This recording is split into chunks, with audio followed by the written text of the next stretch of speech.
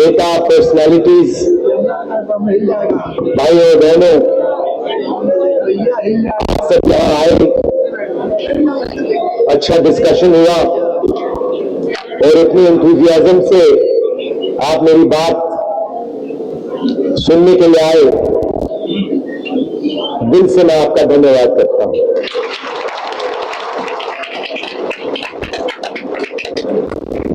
अनिल जैन जी ने अभी कहा कि मेरे परिवार के लोग ग्वाला थे और उन्होंने कहा कि पैदा होने पर ही मेरा फ्यूचर तय हो जाता था। मैं उस बात को थोड़ा आगे बढ़ाना चाहता हूं। पैदा होने से पहले आपका फ्यूचर तय हो जाता था। आप पैदा ही नहीं हुए, आपकी कैपेबिलिटी भी नहीं मालूम, आपका नाम भी नहीं मालूम, आपका फ्यूचर तय हो जाता था।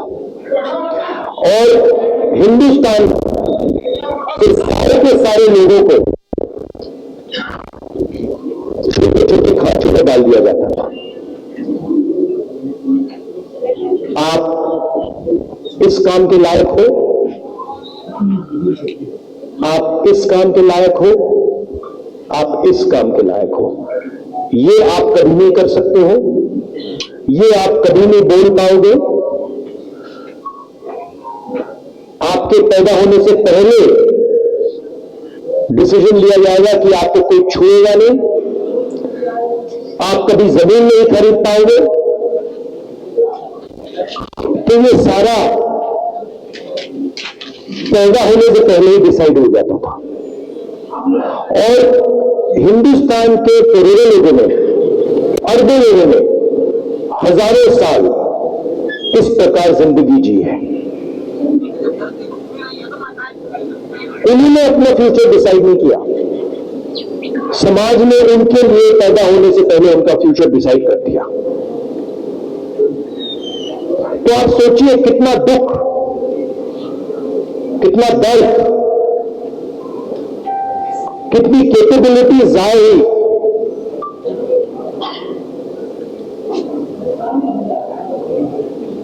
और इस चीज को बदलने के लिए बहुत सारे लोग खड़े हुए, हिस्टोरिकल लिस्ट है,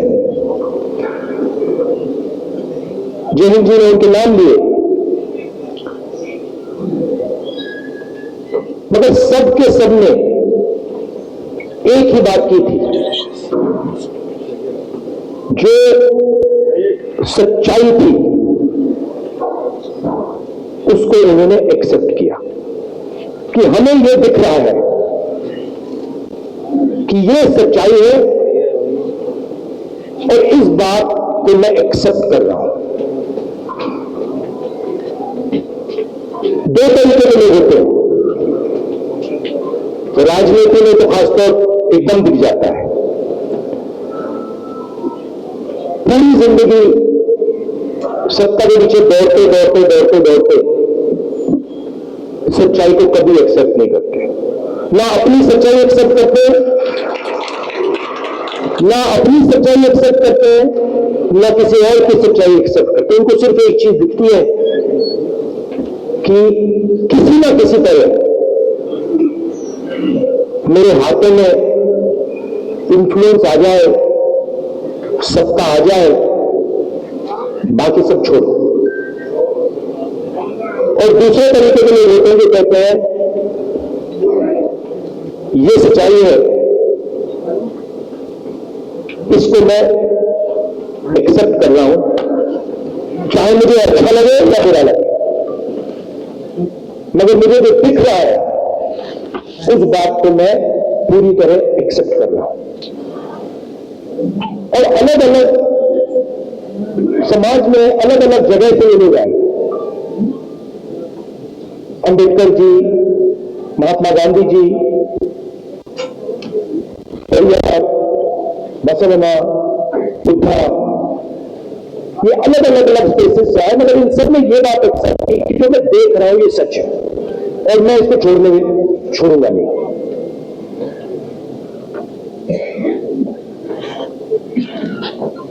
हिंदुस्तान में बहुत सारी ऐसी मूवमेंट्स हुई, मगर 3000 साल में सबसे सक्सेसफुल मूवमेंट ये है। और इसमें आप कहते हैं कि ये संविधान अंबेडकर जी ने दिया, और इसमें सच्चाई है। अंबेडकर जी ने दिया, गांधी जी ने दिया, मगर ये एक सोच है, ये अंबेडकर जी से पहले भी थी। इसमें बुद्ध है, इसमें बसवण्णा जी भी है, इसमें पेरियार है, इसमें गांधी है, और सिर्फ वो नहीं है, बहुत सारे ऐसे भी लोग हैं जिनके नाम किसी ने सुने भी नहीं।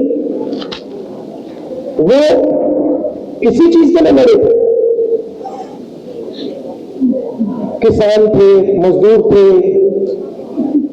नाई थे, बढ़ई थे, इसके लिए लड़े। उनका नाम आज हम नहीं जानते, मगर उनकी सोच इसमें है। तो जो भी, मेरा कहना है, जो भी हिंदुस्तान में अन्याय की सच्चाई को एक्सेप्ट करता है, उसकी सोच इसमें है। और इसमें करोड़ों लोगों के लिए दरवाजे खुले हैं। और मैं ये भी कहना चाहता हूं कि जो हमारी एक्सपेक्टेशन थी, जो फाउंडिंग फादर्स की एक्सपेक्टेशन थी, जो महात्मा गांधी की एक्सपेक्टेशन थी, जवाहरलाल नेहरू की एक्सपेक्टेशन थी, अंबेडकर जी की एक्सपेक्टेशन थी, उससे कम लोगों को इस किताब का फायदा हुआ है। तो सक्सेस है, मगर फेलियर भी है। ओवर आर्चिंग सक्सेस नहीं है। सिंपल सी बात है। इसको लोग कहते हैं कि ये राइट्स का डॉक्यूमेंट है, अधिकार का डॉक्यूमेंट है, इससे हमें लोकतंत्र मिला है, सही। मगर ये ट्रांसफर ऑफ पावर का भी डॉक्यूमेंट है। ये ट्रांसफर ऑफ एसेट्स का भी डॉक्यूमेंट है। ये ट्रांसफर ऑफ वेल्थ का भी डॉक्यूमेंट है। ये ट्रांसफर ऑफ स्किल्स का भी डॉक्यूमेंट है। अब अगर हम हिंदुस्तान को आज देखें,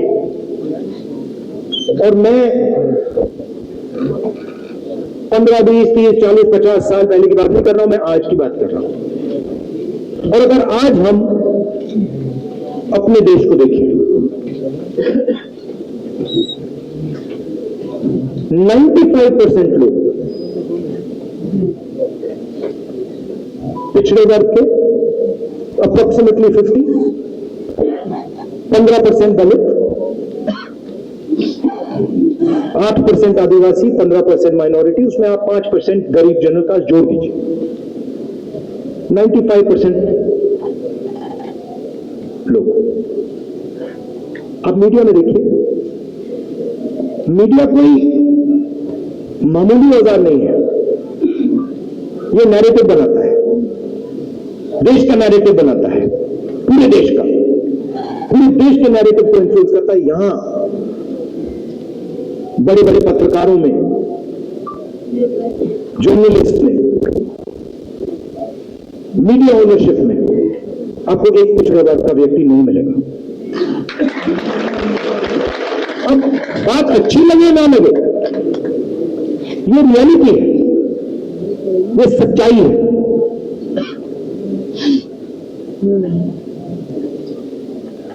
और छोटे तरीके से ये किया जाता है।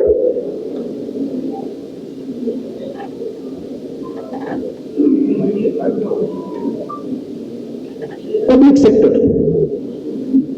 सेक्टर में 90% के लिए रास्ते खुलते थे, ज्यादा नहीं खुलते थे मगर खुलते थे।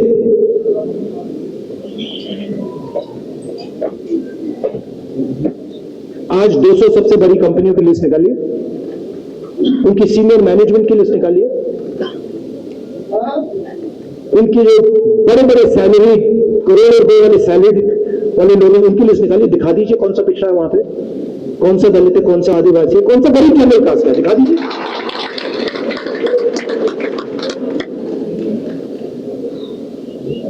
जुडिशरी में दिए, सरकार ने दिए, और जो सच्चाई है वो छुपा दी जाती है। अग्निवीर स्कीम में नुकसान किसका हुआ है, आपने कभी सोचा? सिंपल, SC, ST, OBC, गरीब जनरल कास्ट।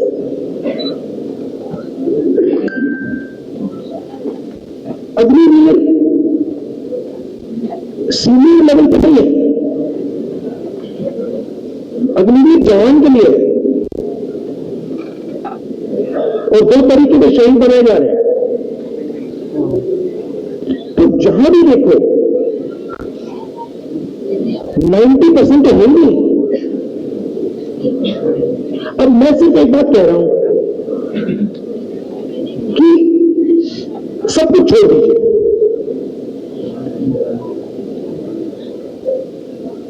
सच्चाई तो देख लीजिए, जाति जनगणना कर लीजिए। अगर जो मैं बोल रहा हूं गलत है, कोई प्रॉब्लम नहीं है, मगर ये तो पता लगाइए कि इस देश में पिछड़े वर्ग के कितने लोग हैं, दलित कितने हैं, आदिवासी कितने हैं, ये तो पता लगाइए। कौन सी संस्थाओं में है, कहां है, कोर्ट्स में कितने हैं, और रिएक्शन आता है कि नहीं होना चाहिए। इससे क्या होगा? इससे हिंदुस्तान के करोड़ों लोगों को हिंदुस्तान की सच्चाई पता लगेगी। ये होगा, इस सच्चाई से लोग क्यों डर रहे हैं? देखिए, अगर हिंदुस्तान को मजबूत बनाना है, जो मोदी जी सुपर पावर की बात करते हैं, तो 90% आबादी के बिना तो हो ही नहीं सकता ना। कैसे होगा? आप ये कह दो कि भैया ब्यूरोक्रेसी में 90% नहीं आएंगे, मीडिया में 90% नहीं आएंगे, स्पोर्ट्स में 90% नहीं आएंगे, ब्यूटी पैजेंट्स में 90% नहीं आएंगे, तो कौन सा सुपर पावर बनने वाला है? मतलब आप अपनी 10% आबादी का सुपर पावर बनाओगे क्या? मतलब कौन सी दुनिया में हुआ? सुपर पावर तो 90% है।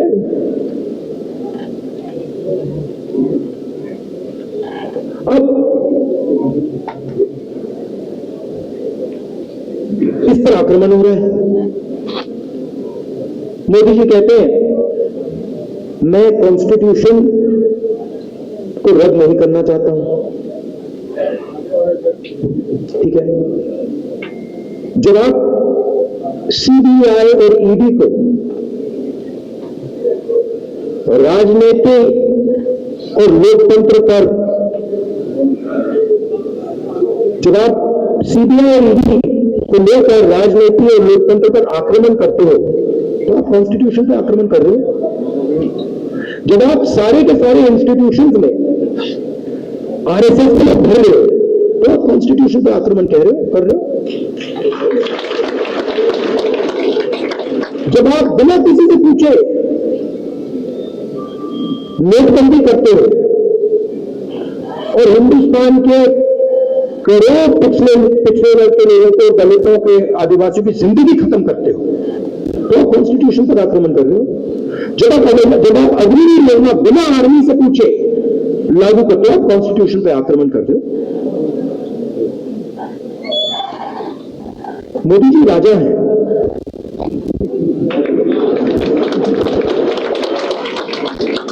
मैं सब बोल रहा हूं, मोदी जी प्राइम मिनिस्टर नहीं है, मोदी जी राजा है।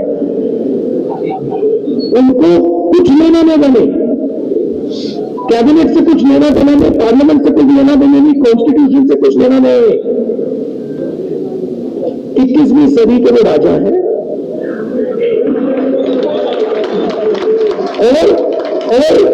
और इनकी जो फाइनेंशियर्स है पीछे, जो 2-3 फाइनेंशियर्स है, वो राजा का पूरा कंट्रोल है।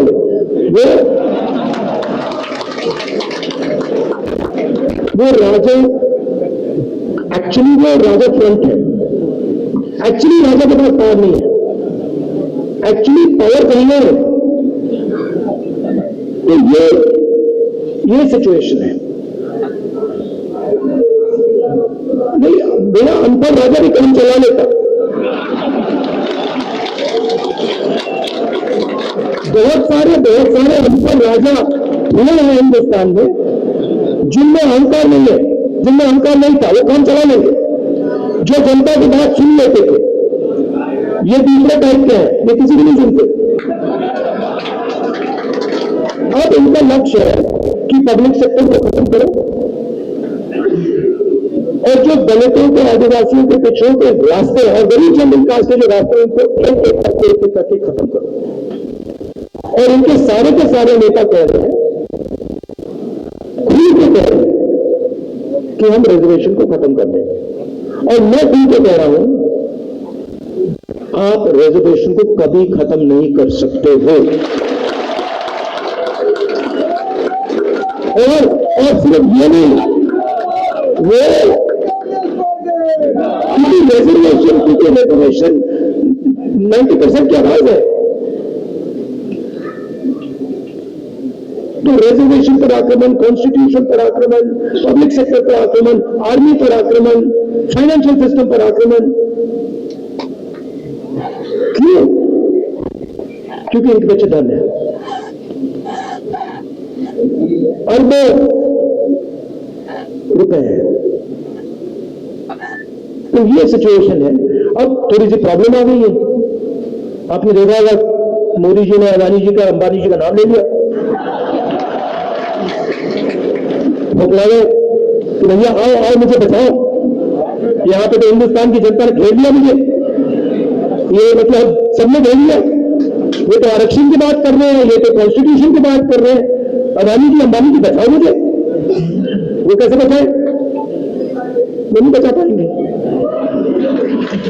बचा तो जनता ही सकती है। मैं कल टूर के बाद गाड़ी में था, वापस जा रहा था एयरपोर्ट से, तो बातचीत चल रही थी गाड़ी में और मैं कह रहा था कि देखिए, अलंकार और मेरी बात हो रही थी, तो मैंने उससे कहा देखिए रियलिटी क्या है। रियलिटी ये है कि मैं जनता की आवाज हूं। जब मैं ये कहता हूं, प्रेस वाले मतलब इसको समझते नहीं हूं, मैं एक्चुअली हूं ही नहीं। मैं हूं नहीं। मैं भारत जोड़ो यात्रा में ये बात समझ गया कि मैं जनता की आवाज हूं, जनता का दर्द हूं, जनता का दुख, और कुछ नहीं।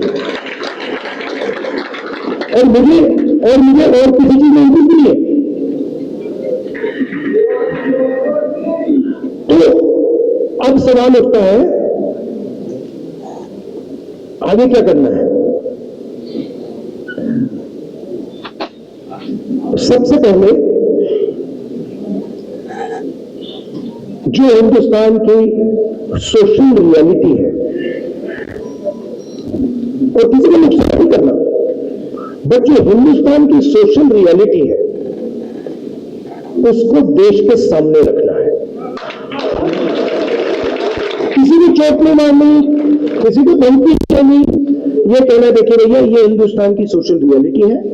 इस देश में इतने दलित हैं, इतने आदिवासी हैं, इतने पिछड़े लोग हैं, इतने माइनॉरिटीज हैं, इतने गरीब जनरल कास्ट के लोग हैं, और ये भी लोग हैं किनकी इतनी भागीदारी है?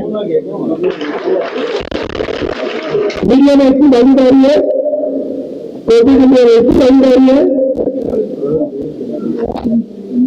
जुडिशरी में इतनी, इलेक्शन कमीशन में इतनी, सीबीआई, इनकम टैक्स में इतनी। आपने नोट किया है कि सीबीआई, ईडी मुझे छोड़कर 55 घंटे में अपने इंटरप्रिटेशन किया। मैं 2-3 साल बाद आपको बताऊंगा उस डिस्कशन में क्या हुआ।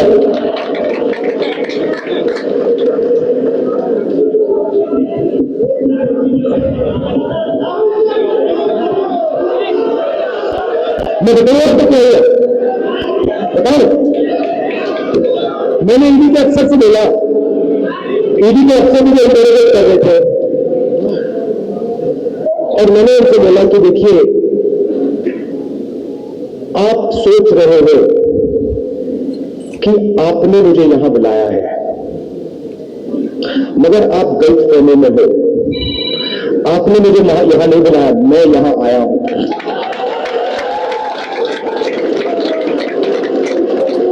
और आप जानते हो मैं यहां क्यों आया हूं?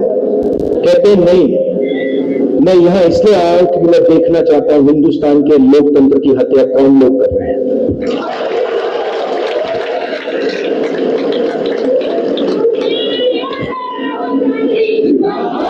मतलब आप क्या समझे?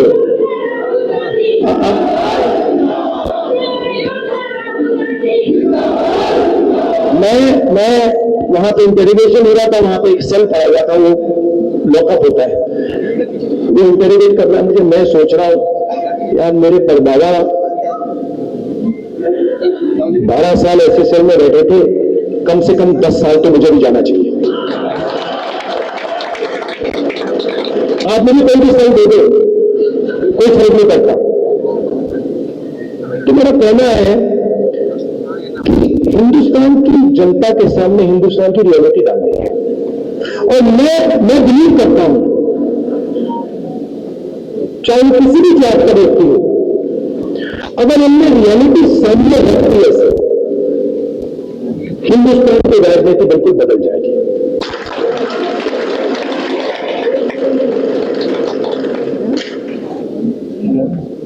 और इसको बदलना ही होगा, क्योंकि 90% को आप चुप नहीं रख सकते, 90% की शक्ति को आप कंट्रोल नहीं कर सकते, कुछ भी कर लो।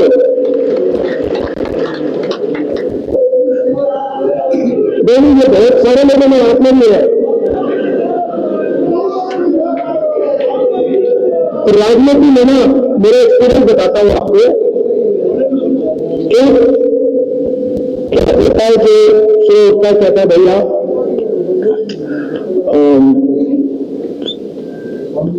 सत्ता कैसे मिलेगी, सत्ता कैसे मिलेगी, 24 घंटा भी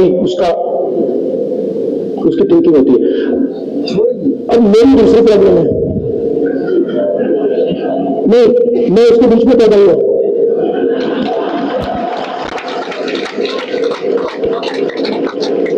अब अजीब सी बात है, मुझे इसमें वो मिलने उधार है, वो मिलने उधार है कि उसका मैं प्रयोग जनता की मदद करने के लिए कैसे करूं।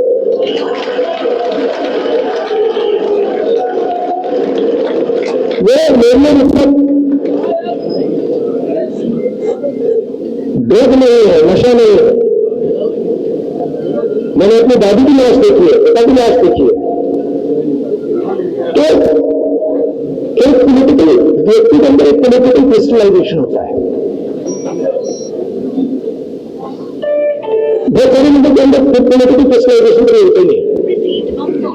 पूरी जिंदगी निकल जाती है, शुरू होते हैं, किसी को काटते हैं, किसी को डराते हैं, किसी को डरते हैं, कोई शूट कर लेता है, कोई मतलब अलग अलग वीडियो बनाते हैं। तो उनको तो छोड़ दो, मगर फिर ऐसे भी लोग कहते हैं कि भाई अब हमारे पास 15-20 साल है, 30 साल है, अब कुछ अच्छा किया जाए, कुछ दम का किया जाए। तो पॉलिटिकल क्रिस्टलाइजेशन हो जाता है, एक बार पॉलिटिकल क्रिस्टलाइजेशन हो जाता है तो वो क्लैरिटी आ जाता है। सिर्फ ये करना है और कुछ नहीं करना। और मेरे मन में ये क्लैरिटी आ गई है कि इस देश में 90% लोगों को भागीदारी दिलवानी है और 90% लोगों के लिए एक के बाद एक दरवाजे खोलने हैं। मीडिया में, कॉर्पोरेट इंडिया में, जुडिशरी में, सब जगह ऐसा इंडिया, ऐसा हिंदुस्तान हम चाहते हैं, सब चाहते हैं। तो ये करने में बड़ा मजा आ रहा है मुझे। 4,000 करोड़ का देगा, पता नहीं लगेगा ये हुआ क्या।